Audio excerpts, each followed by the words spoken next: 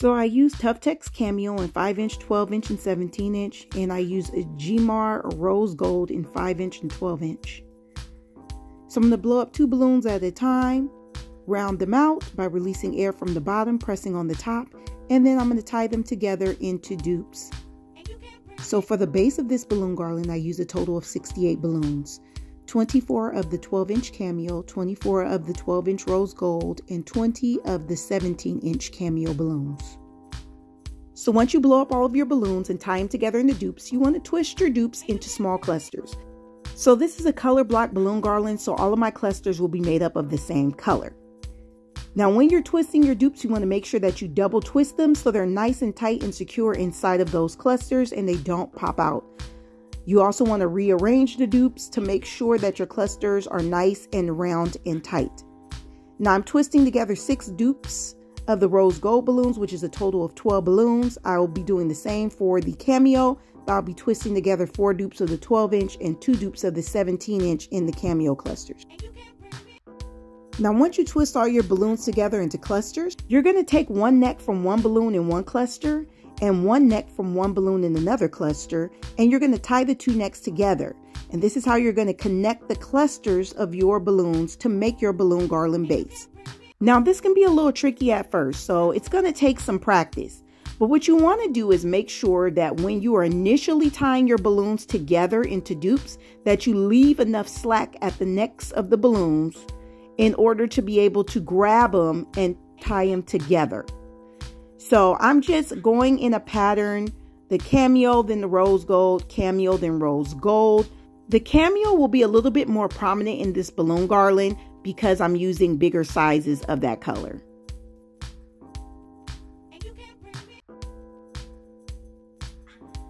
So here's what the balloon garland base looks like so far. It's about 14 feet in length.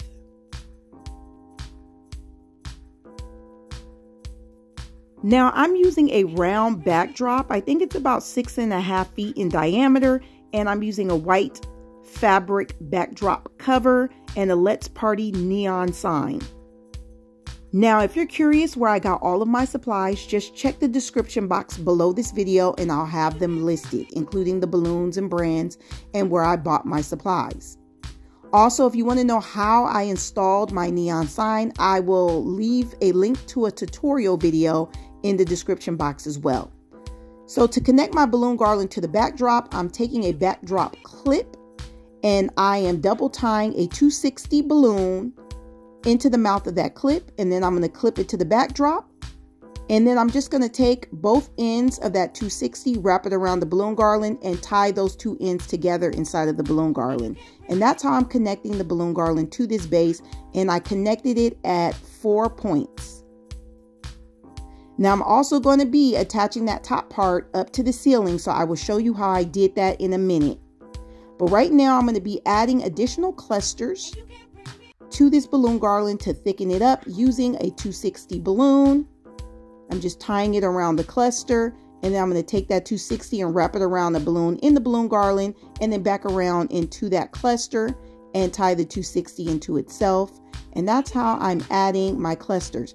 Now I did also add some balloons by simply twisting them into the balloon garland or tying the necks together.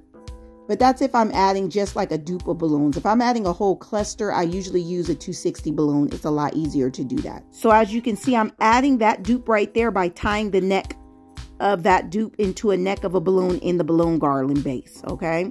So do whatever's easy for you. If it's easier to tie the necks together to add your clusters, do that. If it's the 260 method is easier, do that. If using fishing line or ribbon is easier, do that. I do have balloon garland tutorials using all of those techniques. So do whatever is easiest for you. So right now I'm just shaping my balloon garland. I'm actually removing some balloons to try to get that round shape. I didn't want it to look too boxy or L-shaped. I wanted it to be a little bit more round, like it's curving around that backdrop. So I'm just shaping it right now. And I'm adding an additional cluster at the top right there because I want it to reach the ceiling. So now it's time to add my 5-inch clusters, and I'm going to be using a 260 balloon to add those. Just tying 2 clusters on each end of that 260 and then wrapping the 260 balloon around a couple of balloons in the balloon garland to attach my clusters. Make sure you double wrap those 260s around the balloons so that they will not pop out of the balloon garland. Now, if you watch my videos regularly, you'll know that I am a big fan of using different sizes of balloons to add to the complexity and interest of balloon garlands. I think they make them look more high-end, especially since this is an organic balloon garland. However, I did not have any 36 or 24-inch balloons in these colors on hand, so I used all of the sizes that I had. So now I'm going to be adding some faux florals that I got from Hobby Lobby. And I'm a big fan of Hobby Lobby florals because they look more real than some of the other faux florals. And I'm using 5 bushels of these florals. And when you're adding them, you just want to make sure you spread them out into the balloons so they look like they're integrated into the balloon garland and not just sitting on top of it. So I'm going to be using a suction hook and some painter's tape. And I got this from Walmart. I'll leave the description box below. And I'm just putting some painter's tape on all 4 sides of that suction hook. Then I'm going to use some fishing line. That's 15-pound fishing line. And I'm going to triple tie it onto that hook.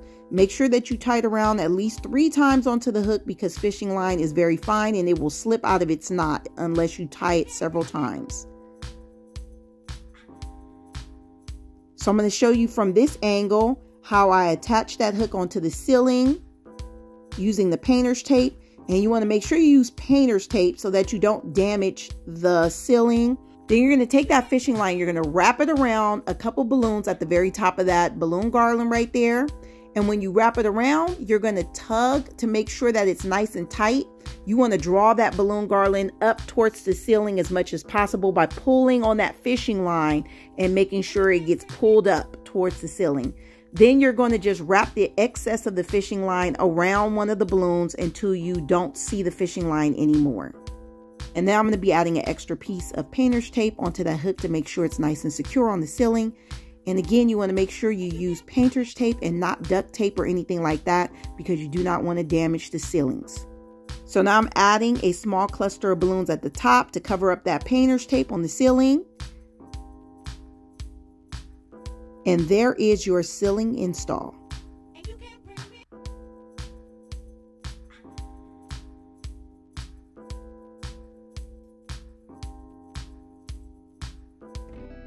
So here's the finished product to this round backdrop balloon garland, complete with faux florals, a neon sign, and I'd say a mini ceiling install.